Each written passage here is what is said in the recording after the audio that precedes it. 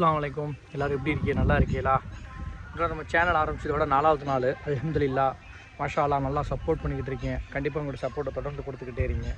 Okay, இன்ஷால்லா நம்ம வீடியோக்குள்ளே போகலாம். நம்ம கடந்த 2 நாளாக பார்த்தீங்கன்னா மோட்டிவேஷனை பற்றி பார்த்தோம், டிசிப்ளினை பற்றி பார்த்தோம். மோட்டிவேஷனுக்கும் டிசிப்ளினுக்கும் என்னென்ன வித்தியாசம் இருக்குது இதெல்லாம் பற்றி நம்ம சூப்பராக பார்த்தோம்.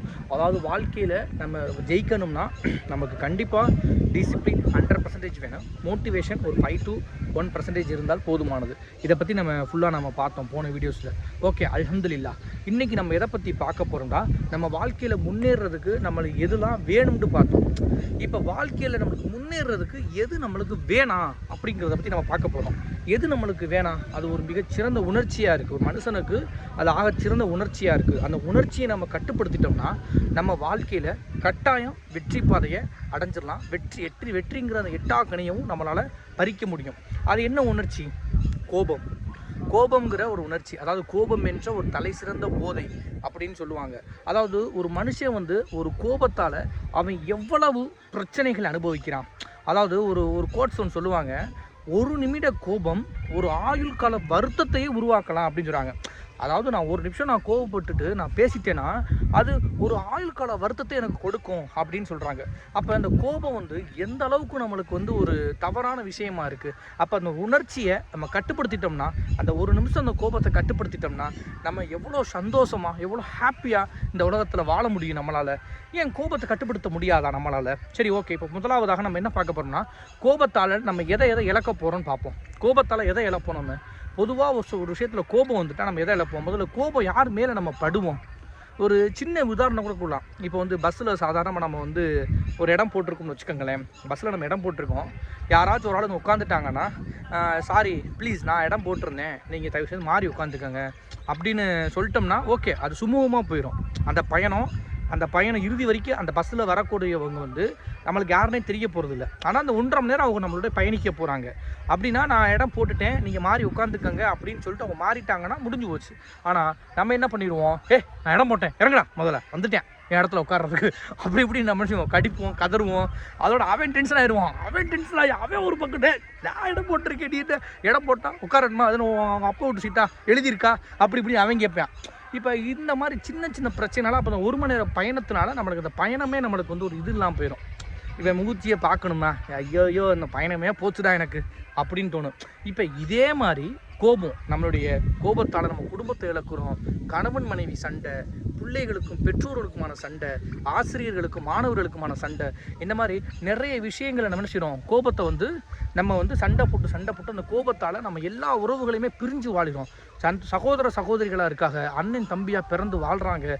ஒரு சின்ன சண்டையால் கோபத்தை கட்டுப்படுத்த முடியாமல் அண்ணனுக்கு தம்பிக்கு சண்டை அந்த சண்டை பெரிய சண்டையாக போய் அந்த கோபத்தால் அந்த உறவே முறிஞ்சு போயிடுது. கடைசி வரைக்கும் அண்ணன் தம்பி பேசிக்காமல் போயிடுறாங்க. ஏன் அப்படிப்பட்ட கோபம் நம்மளுக்கு இருக்கணும்? அது ரொம்ப ஆபத்தான ஒன்று தானே. அந்த கோபங்கிற போதையை நம்ம கீழே போட்டு மிதிக்கலாம்ல. அப்போ இன்றைக்கி நம்ம என்ன பார்க்க போகிறோம்டா, கோபத்தை நம்ம எப்படிலாம் கட்டுப்படுத்தலாம், இதை பற்றி தான் பார்க்க போகிறோம். அதாவது நபிகள் நாயகம் ஸல்லல்லாஹு அலைஹி வஸல்லம் அவங்க சொல்லியிருக்காங்க. அவங்க என்ன சொல்லியிருக்காங்கன்னா, யாராச்சும் என்னை அடித்தாங்கன்னா, யாராச்சும் என் கணத்தில் அடித்தாங்கன்னா நீங்கள் மறுகணத்தை காட்டுங்க அப்படின்னு நபி சொல்லியிருக்காங்க. அப்போ நபி வழியில் நம்ம எல்லோரும் எவ்வளோ நாள் வாழ்கிறோம், புரியுதுங்களா? வாழ்கிறோம். அந்த நபி வழியை நம்ம எல்லோரும் இப்படி பின்பற்றுறோம், அதெல்லாம் யோசிக்கணும். அப்போ நபியே அப்படி சொல்கிறாங்க, கோபத்தையும் அப்படி கட்டுப்படுத்த சொல்கிறாங்க. ஏன்னா ஒரு கோபத்தால் நம்மளால் எதையுமே சாதிக்க முடியாது. அது நம்மளுடைய அழிவைத்தான் ஏற்படுத்தும். நம்ம கோபத்தால் ஏதாச்சும் வார்த்தையை பேசிடுவோம், யாரையாச்சும் நம்ம தவறாக பேசிடுவோம் கோபத்தால். அதனால நம்ம எவ்வளோ நாள் நம்ம மனசு உருகி வாடி இருப்போம். ஐயோ, கோபத்தில் அந்த பையனை இப்படி பேசிட்டோமே, அந்த பையனை இப்படி திட்டேனே, எனக்கு மனசு ரொம்ப வருத்தமாக இருக்கே அப்படின்னு நம்ம எந்த அளவுக்கு அந்த கோபத்தை நம்ம கட்டுப்படுத்த முடியாமல் நம்ம பேசி அதை நினச்சி நம்ம வாழ்நாள் முழுவதும் வருத்தத்துக்கு ஆளாகிக்கிட்டு இருக்கோம். சில பேர்லாம் கோபத்தில் சண்டை போட்டு பேசி நீயா நானானு வெட்டு குத்து ஆகி அவனுக்கு ஏதாச்சும் ஒன்று ஆகி கடைசியில் மரணித்ததுக்கு அப்புறம் தான் அவன் யோசிப்பாங்க, ஒரு மன்னிப்பு கேட்டிருக்கலாம், என்னுடைய கோபத்தால் அவன் போயிட்டானே, எனக்கு ஏன் இப்படி ஒரு எண்ணம், நான் ஏன் இப்படி ஒரு கல் நெஞ்சுக்காரனாக இருந்துட்டேன், நான் எதுக்கு அவனை இப்படி அதட்டினேன், நான் எதுக்கு அவனை இப்படி பேசுனேன், எனக்கு என்ன அப்படி ஒரு கோபம், ஒரு அகம்பாவம், இந்த அகம்பாவம் வச்சு நான் என்ன பண்ண போகிறேன் அப்படின்னு அவ்வளோ வேதனைக்கு உண்டாகிறோம். அப்போ அந்த கோபத்தை நம்ம கட்டுப்படுத்தலாம்ல. அப்போ கோபத்தை கட்டுப்படுத்துறதுக்கு என்ன பண்ணலாம்? அப்போ இஸ்லாம் படி பார்த்தோம்னா கோபத்தை கட்டுப்படுத்துறதுக்கு 5 நேரம் தொழுக சொல்கிறாங்க.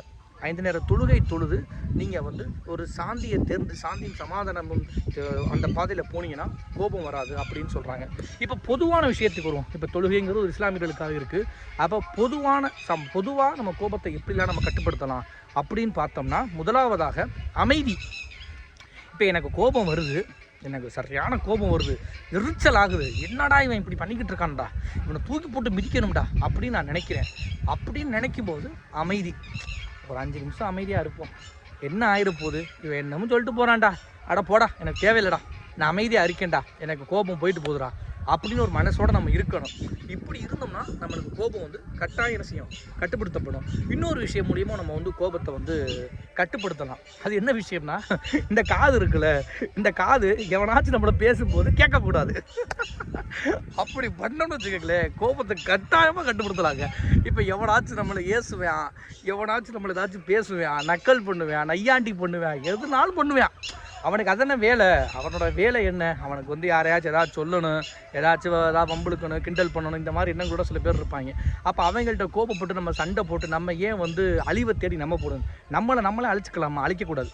அப்போ அவன் பேசும்போது என்ன பண்ணணும், இந்த காதை இப்படி பொத்திக்கணும். அவன் பேசும்போது இந்த காதை இப்படி பொத்திக்கிட்டீங்கன்னா உங்களுக்கு எந்த பிரச்சனையுமே கிடையாது. என்ன ஃபோன் லைட்டாக விலகிடுச்சு, ஓகே. அதாவது அவனுக்கு வந்து அந்த காதை நம்ம பொத்திக்கிட்டோம்னா நம்மளுக்கு எந்த பிரச்சனையுமே கிடையாது. அவன் வாட்டுக்கு பேசிட்டு அவன் வாட்டுக்கு போயிடுவான். நம்ம கோபத்தை கட்டாயமாக கண்ட்ரோல் பண்ணலாம், ரொம்ப கண்ட்ரோல் பண்ணலாம். நல்ல அதாவது நம்மளுடைய வாழ்க்கையை வந்து ரொம்ப சீரான வாழ்க்கைங்க. நம்ம வாழ்க்கையில் எல்லாருமே வந்து வெற்றி பாதையை நோக்கி தான் ஓடிக்கிட்டு இருக்கோம். யாருமே வந்து சும்மா இல்லை, யாருமே வந்து நான் சும்மா இருக்கேன் அப்படின்னு கிடையாது. என்னைக்காவது என் வாழ்க்கையில் ஜெயிச்சிட மாட்டேனா, என் வாழ்க்கையில் இது நடந்துடாதா, அது நடந்துடாதா அப்படின்னு நம்ம வெற்றி பாதையை நோக்கி அந்த வெற்றிங்கிற எட்டாக்கனியை நம்ம தேடி பயணிச்சுக்கிட்டே இருக்கோம். அந்த பயணத்தில் நம்மளுக்கு என்ன வேணால் நடக்கலாங்க. அந்த பயணத்தில் நம்மளுக்கு என்ன வேணால் நடக்கலாம், யார் வேணாலும் நம்மளை ஏசலாம், யார் வேணாலும் என்ன இதை பற்றி வேணால் பேசலாம். ஆனால் அதை எதையுமே காதில் வாங்கிக்காதீங்க. தயவு செய்து கோபம் மட்டும் படாதீங்க. இன்க்ளூடிங் நான், என்னையும் சேர்த்துது, இன்க்ளூடிங் மீ. அதாவது சொல்லணும்னா இன்க்ளூடிங் மீ, என்னையும் சேர்த்து தான் நான் சொல்கிறேன். எனக்கும் இது பொருந்தும். நானும் என்னுடைய நிறைய இடங்களில் நானும் கோபப்பட்டிருக்கேன். நானும் பல பேர்கிட்ட பல விதமாக பேசியிருக்கேன். என்னுடைய பொறுமையை நானும் இழந்திருக்கேன். அப்போ நானே அதை வந்து கடைபிடிக்கணும். மாஷா அல்லா, இப்போ வரக்கூடிய காலங்களில் அல்லாவுடைய கிருபையில் நான் அந்த கோபத்தை கட்டுப்படுத்திக்கிட்டு வரேன். ஏன்னா நம்ம வந்து அந்த இறைவனை நம்பிட்டோம்னா, இந்த இறைவன் மீது நம்ம போயிட்டோம்னா நம்மளுக்கு ஒன்றும் கோபமே வராது அப்படின்னு சொல்கிறாங்க. ஸோ கோபத்தை எல்லாருமே கட்டுப்படுத்துங்க. முடிஞ்ச வரை வந்து கோபத்தை கட்டுப்படுத்துங்க. கோபத்தை வந்து நம்ம எப்படிலாம் கட்டுப்படுத்தலாம்? அந்த தலை சிறந்த போதை இருக்குல்ல, அது ரொம்ப ஆபத்தான போதை. அந்த கோபங்கிற போதை வந்து அவ்வளோ ஈஸியாக எல்லாரையும் விட்டும் போயிடும். கஷ்டம்தாங்க, கண்டிப்பாக கஷ்டம். கோபத்தை கட்டுப்படுத்தணும்னு நினைக்கிறீங்களா? கஷ்டம்னே. யார் சொன்னா ஈஸி? கோபத்தை கட்டுப்படுத்துறது ஈஸியாக? ஒருத்தன் வருவேன், ஒருத்தன் வந்து டபாரு மண்டையில் அடிப்பேன், அடிச்சுட்டு போவேன், மாப்பிள்ளை ஈன் மண்டையில் அடிச்சுட்டு போவேன். அப்போ கடுப்பாகும். அந்த டைமில் சும்மாறா அப்படின்னு கத்தி விட்டு வந்துடும் முடியுமா? முடியாது. அப்போ அந்த டைம் கட்டுப்படுத்த வேணாம். ஏன்னா அது ஏன் நம்மளுக்கு கோவம் வருது? ஒருத்தர் மண்டையில் அடிக்கும்போது எது கோவம் வருது? நம்ம எந்த சுச்சுவேஷனில் இருப்போம்னு அவனுக்கு தெரியாது. அப்போ ஏதோ விளையாட்டுத்தனமாக பண்ணிட்டு போவேன், அதை நினச்சி நம்மளுக்கு கோவம் வரலாம். நிறைய விஷயங்கள் இருக்குது. கோபம் எதனால் வேணால் வரலாம். நம்மளை ஒரு பொது சபையில் வச்சு யாராச்சும் நம்மளை ஏசிடுவாங்க, தவறான வார்த்தைகளை பேசிடுவாங்க. அப்போ கூட நீங்கள் பொறுமையை கையாளுங்க, மன்னிப்பு கேளுங்க. அல்லாஹ் அவங்க கூட நிற்கிறான். கட்டாயம் கோபத்தால் எதையுமே சாதிக்க முடியாது. உங்கள் வாழ்க்கையில் நிரந்தரமான வெற்றி வேணும். அந்த வெற்றிங்கிற எட்டாக்கனி எனக்கு மிக அருகில் இருக்குது அப்படின்னு நினச்சிக்கிட்டு வாங்க, வாழ்க்கையில் ஜெயிங்க. கோபத்தை கண்டுக்காதீங்க, என்றைக்குமே கோபப்படாதீங்க. கோபம் வந்து நம்மளை கட்டாயம் அழிச்சிடும். அப்படிப்பட்ட அழிப்பு நம்மளுக்கு வேணுமா? வேணாம்ல. அப்போ கோவப்படாதீங்க, கோபமே படாதீங்க. நான்லாம் கோபமே படமாட்டேன். நான் ஒரு காலத்தில் நான் பயங்கரமாக கோவப்படுவேன். என்னடா இது அப்படின்னு சண்டைக்கு போகிறது அந்த மாதிரிலாம் இருக்கும். ஆனால் இப்போலாம் அதெல்லாம் கிடையாது. இப்போலாம் வந்து விட்டுட்டு வந்தாச்சு. ஏன்னா தேவையில்லை. அது என்னத்தை போட்டுக்கிட்டு அது வந்து ஒரு தேவையில்லாத விஷயம். அதில் வந்து ஒரு அன்பஞ்சல்லிக்கு பிரயோஜனம் கிடையாது. ஏதாச்சும் பிரயோஜனம் இருக்கா? எவனையும் நம்ம பேசுங்கடா, நம்ம மட்டும் நம்ம வேலையை பார்ப்போம். இப்படி தான் நம்மளுடைய வாழ்க்கையெல்லாம் போய்கிட்டு இருக்கு. அப்படி இருக்கிறது ரொம்ப சந்தோஷமாக இருக்குது, ரொம்ப ஹாப்பியாக இருக்குது. ஏன்னா அவன் கடுப்பாகி போயிடுவேன். என்னடா இவன் என்ன பண்ணாலும் சண்டைக்கு வர மாட்டேங்கிறானே, ஐயோ இவனை ஒன்றும் பண்ண முடியாது போல் அப்படின்னு அவன் பயந்து போயிடுவான். கண்டிப்பாக உங்களை யாராச்சும் பேசிட்டாங்க, உங்களை யாராச்சும் ஏசிட்டாங்க, தவறான வார்த்தைகளில் பேசிட்டாங்க, தகாத வார்த்தைகளில் ஒரு பொது சபையில் வச்சு அசிங்கப்படுத்திட்டாங்க, என்ன வேணால் பண்ணிட்டு போகிறாங்க. அவங்கள்ட்ட நீங்கள் கோபப்பட்டு நீங்கள் திருப்பி பேசாதீங்க. நீங்கள் சிரிச்சுக்கிட்டே வெளியே வாங்க. உங்கள் கோபத்தை கட்டுப்படுத்திக்கிட்டு உங்கள் கூட அந்த இறைவன் இருக்கான், சரிங்களா? அந்த இறைவன் உங்கள் கூட இருக்கான். கட்டாயம் அவன் உங்களுக்கான வெற்றிங்கிற எட்டாக்கனியை கொடுப்பான். நம்ம மேலே தப்பு இல்லை, அவன் நம்மளை பேசிட்டான், என் மேலே தப்பே இல்லை, அவன் என்னை பேசிட்டான், நான் எப்படி கோவப்படாமல் வர முடியும்? அவன் எப்படி என்னைய பேசலாம்? நான் அவனை போய் திட்டுவேன், நான் அவன்கிட்ட சண்டை செய்வேன். அப்படி கிடையாது. தயவுசெய்து அதை பண்ணாதீங்க, அதை தயவு செய்து பண்ணாதீங்க. அதை அப்படியே ஒதுக்கிட்டு வாங்க. இறைவன் மீது நம்பிக்கை வைங்க, முழு இறைவன் மீது நம்பிக்கை வைங்க. இந்த வாழ்க்கை அவன் கொடுத்த வாழ்க்கை, அவன் கொடுத்த வாழ்க்கையில் அவனை நம்புங்க. உங்களுக்கு என்னெல்லாம் பண்ணணுமோ அவன் பண்ணுவான். உங்களுக்கு எது வேணும், எது வேணாம், எந்த டைமில் எதை கொடுக்கணும் அப்படின்னு எல்லாத்தையும் அந்த இறைவன் வந்து உங்களுக்கு கொடுத்துக்கிட்டே இருக்க போகிறான். அதனால் தயவு செய்து யாருமே கோபப்படாதீங்க. அந்த கோபங்கிற அந்த இதை தூக்கி ஓரத்தில் வச்சுட்டு சந்தோஷமாக சாந்தியும் சமாதானத்தோடு இருங்க. அதுதான் இஸ்லாமில் அடிக்கடி நம்ம சொல்லுவோம், அஸ்ஸலாமு அலைக்கும் வரஹ்மத்துல்லாஹி வ தஆலா வ பரகாத்துஹு. ஏன் அப்படி பார்க்க சொல்கிறோம்? அதாவது சாந்தியும் சமாதானமும் என்றென்றும் உண்டாகட்டுமாக அப்படின்னு அழகாக நம்ம சொல்கிறோம். அதனால தான் நம்மள்ட்ட அவ்வளோ அமைதி இருக்கோ அப்படின்னு எனக்குள்ள ஒரு கேள்வி. அப்போ நம்ம வந்து பொறுமையை கையாளுவோம். எவ்வளோ பண்ணிட்டு போகிறாங்க, நம்மளுக்கு தேவையில்லை.